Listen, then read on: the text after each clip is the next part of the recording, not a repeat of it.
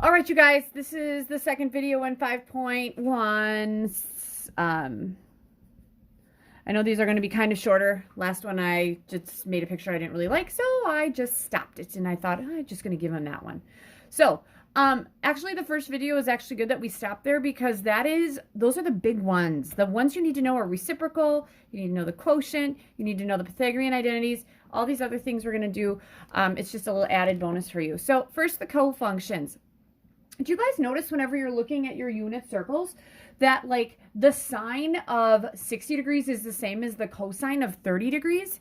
Well, those are what we call cofunctions. So a cofunction, these are ratios in the same right triangles that are the same.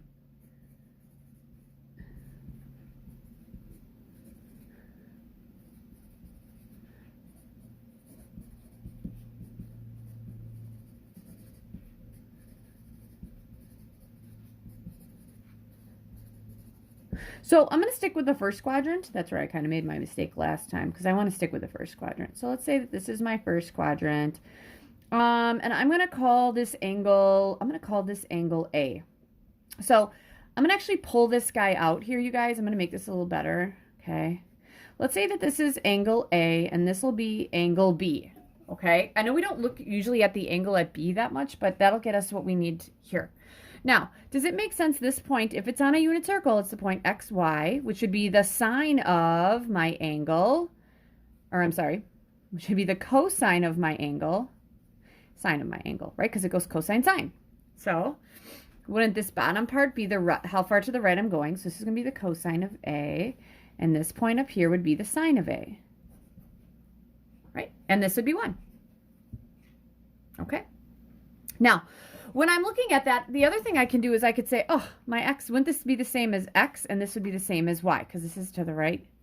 And that's how far up I'm going to go. So for my purposes in this part, I'm going to, rather than using the sine and the cosine, because that gets super busy, I'm going to use x's and y's with, this is going to be my reference angle first. Okay, so I think we did this back in the beginning of chapter 4. It was really, really tedious. I'm going to look at A. I'm going to look at the sine of angle A.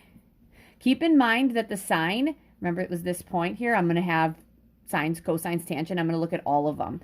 So I'm going to take the sine of A, cosine of A, tangent of A.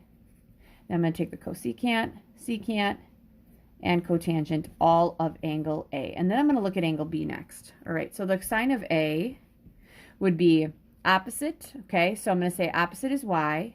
Over, now it's over 1, but if I want to make this bigger, couldn't I just say that this is going to be the radius of my circle? Isn't that the same thing?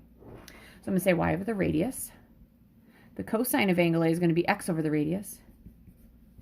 For the tangent is going to be opposite over adjacent. That's x over y. The cosecant I'm going to flip. Secant I'm going to flip. Cotangent I'm going to flip. All right. Now the one thing I want to make sure happens here is none of my denominators are 0. So we're going to say r cannot equal x, r cannot equal x or y, and it cannot equal 0. We do not want zeros for any of those, okay, because we don't want to divide by 0. All right, so then the next thing I'm going to do is let's look at angle B. Same thing, okay? So I'm going to look at the sine of angle B, cosine, tangent, cosecant, secant, and cotangent of angle B. All right, so the sine, opposite over hypotenuse, x over r. Cosine is going to be adjacent, which is y over r. Tangent is going to be opposite over adjacent, x over y. And we're going to flip. This is going to be r over x. This is going to be r over y. This is going to be y over x. And again, x, y, and r cannot be equal to 0 because we don't want to divide by 0. All right? So let's think about these things, you guys. If I'm looking at A and B, okay, wouldn't A be the same thing as 90 minus B, and wouldn't B be the same thing as 90 minus A? Isn't that how we would get it? Yep, because if I'm thinking about it, like 30 and 60, I'd have to subtract those, right? Because I want all of them, like if I added everything up together, they have to equal 360. All right? So here's what I'm looking at here. A and B can kind of be interchanged. Rather than me putting A, I could put 90 minus B, and rather than putting B, I could put 90 minus A. All right? So here is what I'm going to look at kind of off to the side. I'm just going to do a few of these, and then I'll write the sine of A is equal to, okay, this was y over r, right? Where else is a y over r? It was the cosine of B. So that equals the cosine of B, but isn't B the same thing as 90 minus angle A? All right. Then if I want to look at the cosine of angle B, okay, the cosine of angle B isn't the same as the sine of, I'm sorry, the cosine of angle A, my bad. Isn't that the same as the sine of angle B? Well, isn't angle B 90 minus A? All right, the tangent of angle A is going to be equal to, isn't the tangent the same as the cotangent? No, sorry. The tangent is going to be the same as the cotangent of, looking at the wrong one. The tangent of angle A is going to be the cotangent of B. So the tangent of A is going to be equal to the cotangent of, instead of B, I'm going to use 90 minus A. All right. The cosecant of angle A is going to be the same thing as the secant of angle B. Rather than using angle B, I'm going to say 90 minus A. The secant of angle A, secant of angle A is the same thing as the cosecant of B. Rather than using B, I'm going to say 90 minus A. And the cotangent of angle A, I kind of think I did that before. That's going to be the same as the y over x. Right here. Should be right there. Oh, I think I put my arrow in the wrong spot. And I think I may have messed this up because the tangent should be opposite over adjacent. This tangent of A is going to be y over x, so my bad. This is going to be y over x. This is going to be x over y. Sorry about that, you guys. All right, and there we go. So the tangent is going to be the same as the cotangent. The cotangent is going to be the same as the tangent. Good thing about this is you don't have to use this that much. That's going to equal the tangent of 90 minus A. Those are what we call the cofunction ones, okay? Cofunction identities, I'm going to tell you right now, you don't have to use in any proofs. I'm not going to worry too much about that. So I'm going to flip like a quick little example right here. So if I'm looking at the cosine of 30 degrees, that's going to be the same as the sine of, well, the cosine of 30 degrees, wouldn't that be the sine of 90 minus 30? So it's the sine of 60 degrees. And you could go on your unit circle and see that, or you can go on your, in your calculator and plug in the sine of 60 degrees and the cosine of 30 degrees. These are your cofunction identities. And there will not be a star by them because they're not super important. And I don't think I gave you guys any proofs with cofunctions. All right? So that's just a good thing to know, that the sine of one angle is the same as the cosine of another angle and vice versa. All right, then there's another group, the even odd identities, which I find to be kind of nice because those just basically say that some graphs are the same. We talked a little bit about even and odd functions.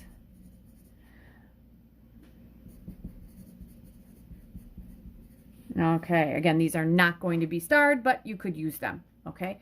So the sine of a negative x, or a negative angle x, is equal to the opposite of the sine of x. It's always the same. So if I took the sine of negative 40 degrees and I took the opposite of the sine of 40 degrees, and I can actually do that. I'll do it for a few of them. I think it's just easier to put this in degree mode, and it is, which is awesome. So the sine of negative 40 degrees versus the negative sine of 40 degrees. Look at that. They're both negative 0.64, and they, all right, so that works. The cosine of a negative angle is equal to the cosine of the angle. I'm going to use a nice number. I'm going to still stick with 40. So the cosine of negative 40 degrees should equal the cosine of 40 degrees. And they are both 0.7660. That works. All right, so the tangent of negative x should equal the opposite of the tangent of x. So I'm using 40. Let's go with 40. So I'm going to take the tangent of 40 degrees. I'm sorry, the tangent of negative 40 degrees, and then the opposite of the tangent of 40 degrees, and they should be the same. Oh, I messed up, put the wrong thing in there. So the tangent of negative 40 degrees and then the opposite of the tangent of 40 degrees. There we go. So that looks exactly the same. Now, all the reciprocals are going to work as well, you guys. So if this works, when this be this cosecant of negative x is going to equal the opposite of the cosecant of x. The secant of negative x is going to be equal to the secant of x, and the cotangent, that look a little better, of negative x is going to equal the opposite of the cotangent of x.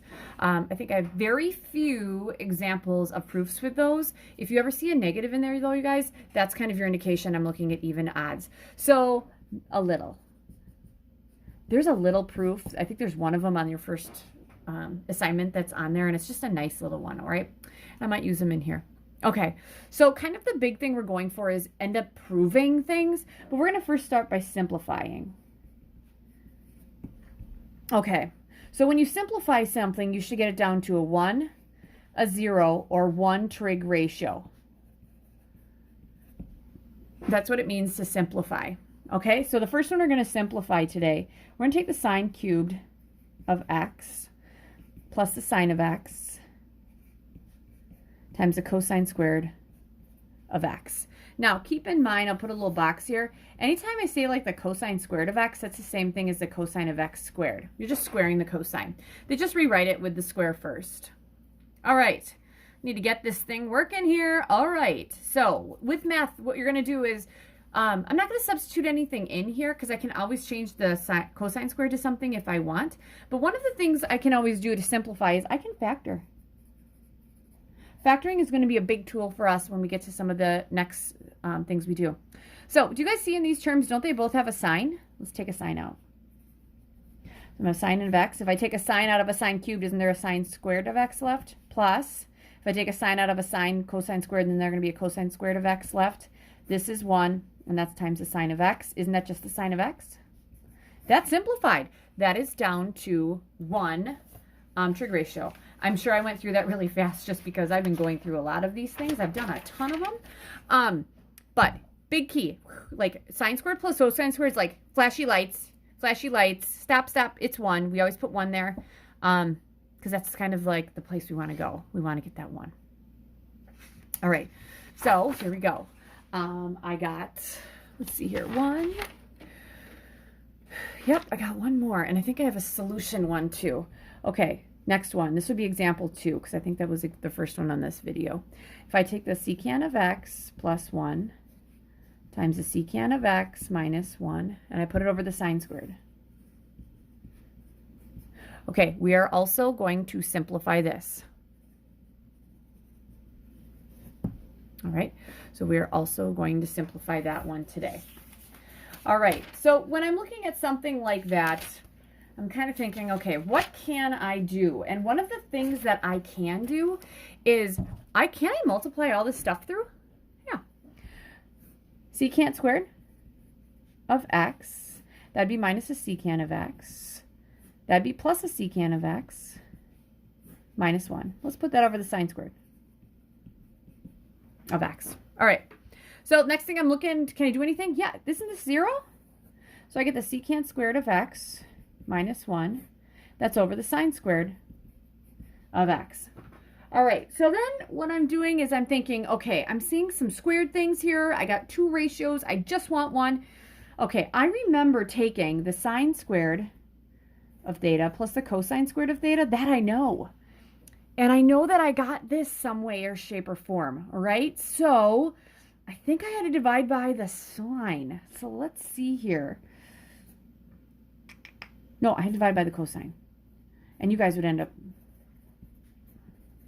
trying this too. And you could just have them written down and not even have to do this. Sine squared over cosine squared, this is the tangent squared of theta, plus cosine over cosine, that's 1. That equals 1 over the cosine, isn't that the secant squared of theta? Yeah, I'm feeling pretty good about that. All right, so I have this though. So would it make sense that if I subtract 1 here, wouldn't the tangent squared of theta be equal to the sine squared of theta minus 1? So I'm going to put this right here. And it's going to be an x, sorry. All right, So then here's my next thing. Too many ratios. I still have too much. So what I'm going to do here is I'm just going to change, use a pen. I'm going to change just this guy. Isn't the tangent squared the sine squared over the cosine squared? Then that's going to be divided by the sine squared. Okay, I'm going to put this over 1. This is my division symbol. So couldn't I just rewrite this as saying, oh, this is the sine squared of x over the cosine squared of x divided by the sine squared of x over 1. So then my next question would be to you guys, how do you divide fractions? You multiply by the reciprocal. So we're going to have the sine squared of x over the cosine squared of x. We're going to multiply this by 1 over the sine squared of x. Ooh, I see it. That's 1. Wouldn't I have 1 over the cosine squared of x? I'd actually be okay with that on a test, or wouldn't that just be the secant squared of x? Either one, because either one just has one trig ratio, and that seems like it's been simplified. Fantastic, okay? All right, so that's my first one, or my second one, I should say. So I'm just simplifying them. Example 3. All right, so I'm going to have the cosine of x over 1 minus the sine of x minus the sine of x over the cosine of x. All right, so I have some pens. I have some pencils. I'm going to try to jazz up my colors a little bit because I gave my markers away to my nephew, so I don't have them. All right, so here's my question, guys. Looking at this, subtracting fractions, what do you need? We need to get a common denominator.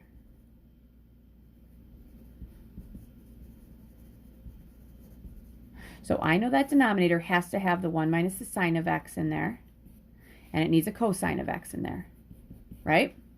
So I'm looking at the guy on the left. What do I need here to get a common denominator? I need a cosine. And I have to multiply by the cosine of x over the cosine of x, right? Because now this is down here, and I can multiply those together and say this is the cosine squared of x. Awesome. Now, minus is here. I'm going to say this is a minus there, all right? Now, what do I need on this guy for its common denominator? I need 1 minus the sine of x. I know we've done this with other things where I'm like, oh, right there it is. Good to go. I'm going to make sure this goes in parentheses because that minus is going to be times a quantity. And what I'm going to do here is I'm actually going to distribute the sign through. Sine times 1 is a sine of x. Sine times a negative sign, wouldn't that be minus a sine squared? All right. Let's leave the denominator alone.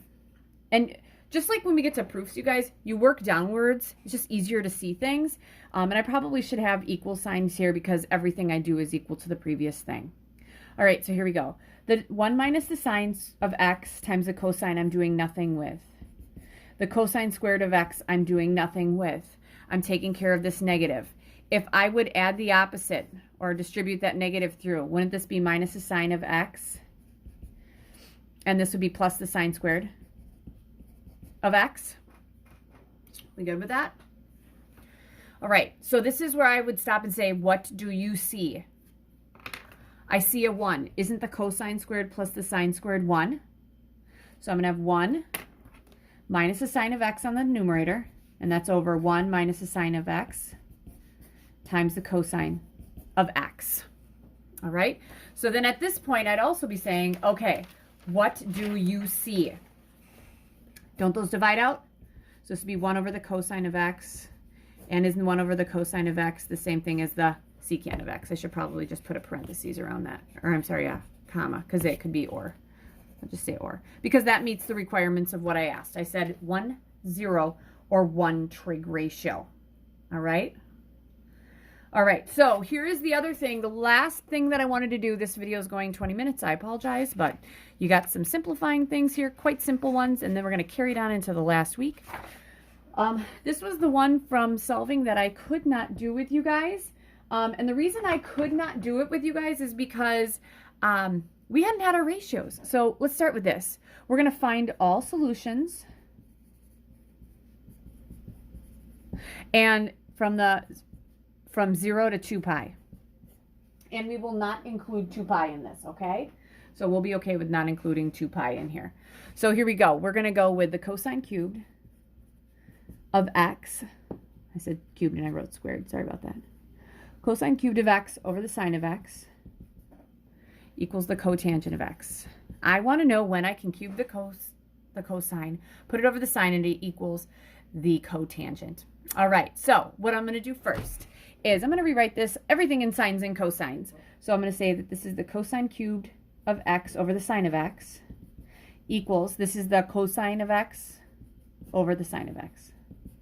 Right, so that's all I did was I changed that. All right, so the next thing I'm going to do is I'm going to use some cross products because I like using cross products, right? Now, keep in mind at this point, you guys, the sine of x cannot be equal to 0, all right? Because the denominator here cannot be equal to 0. Remember, we have those restrictions. All right, so here we go. We're going to have the sine of x times the cosine of x equals the cosine cubed of x times the sine of x. All right. The next thing that I'm going to do is I need to get everything to one side because I'm going to make it equal to 0 because that's one of the things we did was when we factored, we made it equal to 0. I tend to like my larger exponents to stay positive, so I'm going to subtract the sine of x, cosine of x. That's one term. So I'm going to have 0 equals the cosine cubed of x times the sine of x minus the sine of x, cosine of x. All right, so then the next thing I do would think to myself, okay, 0 equals, we're going to factor. Can't I take a cosine out of both of these and a sine? That's my GCF. All right, if I take a cosine sine out of here, I'd have a cosine squared of x, right? If I take a cosine sine out of here, that'd be minus 1. All right, so here we go. So the cosine of x times the cosine of x, and I should have had x's here, I apologize. So the sine of x times the cosine of x, that's one factor, that equals 0, or the cosine squared of x minus 1, that equals 0. All right, so if these two things multiply to give me 0, wouldn't the sine of x have to be equal to 0? Or the cosine of x have to be equal to 0? Okay, now here's the problem. We said that your denominator couldn't be 0, so we're not going to get an answer from this. And I'm kind of glad that these are coming out nice because totally forgot my unit circle. It's somewhere around here. All right, so I know I only need to have ones and negative ones, right? So this is 1, 0, 0, 1, negative 1, 0, 0, negative 1. All right, so here we go. Cosine, remember it goes cosine sine. Where is my cosine 0? That would be pi over 2. And that'd be 3 pi over 2. All right. And then here what you can do is you can add 1 to both sides, and I get the cosine squared of x equals 1. Take the square root, want the cosine of x equal plus or minus 1, so the cosine of x equals 1. Cosine of x equals negative 1. So the cosine of x equals 1. Let's see here. So I'm looking for where my x coordinate is 1. That'd be at 0. And I'm looking for where it's negative 1. That would be at, what, pi? All right. So pretty much I'm looking at where the cosine is 0. So my cosine is 0 up here and down here because those are my y's. And then I'm looking for where the cosine is 1. Well, that's right here. Shouldn't circle that, just right here. And where it's negative 1, that would be right here. So I got 1, 2, 3, 4. I have 4 solutions. And that's just using some of your identities to get you some answers. There's not too many of those, okay, because that's going to take me through the end of 5-1, and I actually did some of those other things. So 5-1, this is going to be simplifying, and it's going to be some more of the solving that you guys had last week, so you might want to take a look back at those videos, all right? So good luck. This is going to be your last book assignment. The rest of them are going to be on worksheets. Good luck.